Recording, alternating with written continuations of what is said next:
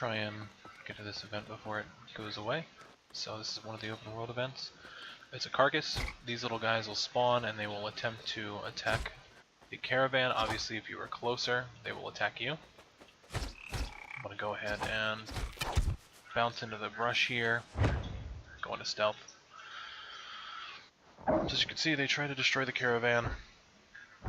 This is one of those events, one of the only events actually, that you can just kind of ignore completely and still get the reward. You can see they can still hit each other.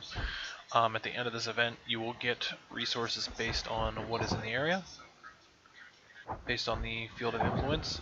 In this area, we were able to get leather, and then we want to pull up the info tab again. For the reagent, it most likely will be the stride of Tal, but it could also be the blood of Tal, depending on where it decides to hit. But as we can see, it's mostly in the yellow field, meaning it's going to be stride of Tal. And the pigment seems to be the yellow one. There is a known bug where if it's too close to other fields of influence based on the pigment, material, or reagent, it can bug to where you will not get anything except for flux, which really sucks.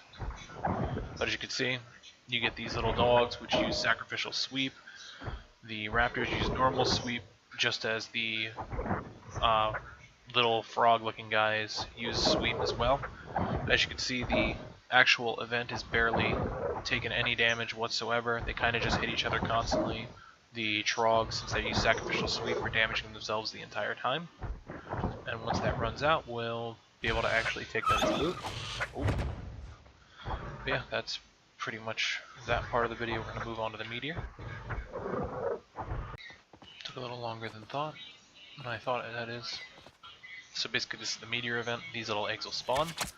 They have roughly about 150 HP. If you kill them, they won't spawn anything. If you do not, they spawn these little explosive bastards, which I'll show you. They kind of walk up to this little meteor.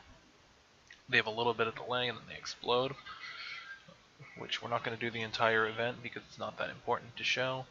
We kind of want to keep this as short as we can. So one of those guys will spawn. It's an explosive snapper. He gets close. He'll start to do the earthquake animation, which will destroy him, and then of course also the egg next to it, which will also hit other snappers. You can heal this event just like you can heal the Carcass event. I am not on a healing build, so I can't do that right now. As you can see, they continue to do that. So this event, unlike the Carcass event, you do have to babysit. You can't just run away and ignore it. And obviously at the end of the timer, you'll be able to get your loot.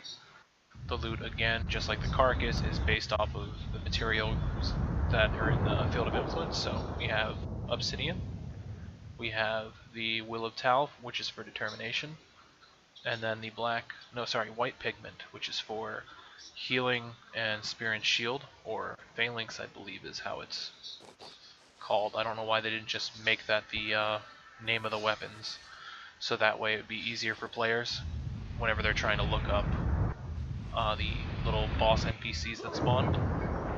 But that's pretty much the Meteor event. Obviously, this one, I don't care if I lose, but normally you would defend it. It is very easy to defend if you have enough DPS, so that's not a real big issue.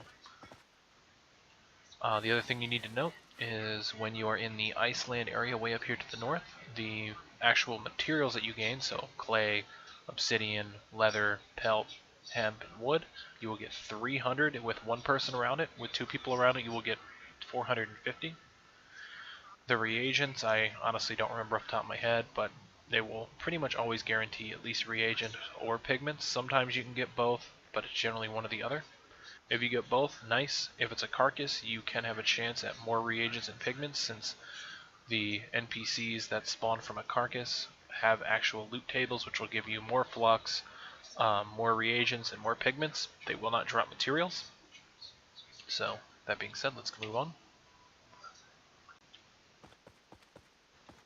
Let's see if we can at least get a visual on this guy. I don't know how long he's been spawned. If you take too long to kill one of these, they will vanish, and that includes even if you kill them and then all of a sudden it vanishes. So this is the Ravager.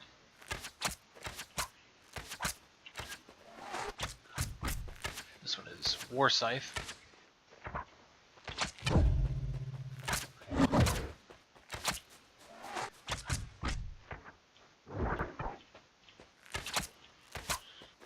Which you can drag these guys anywhere out of the camp. They do not show up on the minimap,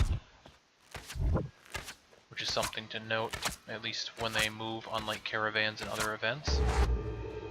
So you can drag these outside of the camp. I'll move a little farther. But they have a decent amount of HP. They don't do significant amounts of damage, so you don't really have to worry about a whole lot.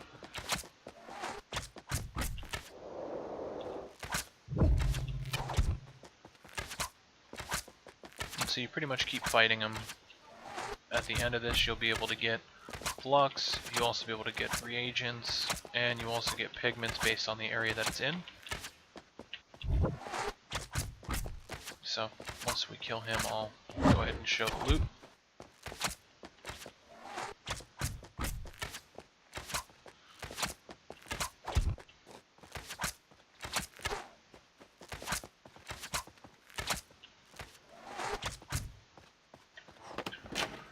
So he gave us Ravage, Sacrificial Sweep, and then Mental Corruption, 40 Flux, 2 reagents, 4 pigments, and I'll put a list on the screen here in a second so you can be able to identify which ones will drop what. They will always drop 3 ability sigils. They can be duplicated, which is why we have 2 of the communal timeout from a healer one I killed prior to starting this video. And then also, obviously, 4 pigments, 2 strides. To be able to find that information out, you check your map, you can pull up your reagents. It's much harder when you're at the north end. I kind of wish they would make this info tab maybe a little bit smaller, or allow it to be able to be moved across the screen, because it's in current set, it's just in the way. But as you can see, we were in an area that would drop Blood of Tal, and also red pigments. So we know that's what will drop off that NPC. That's pretty much it.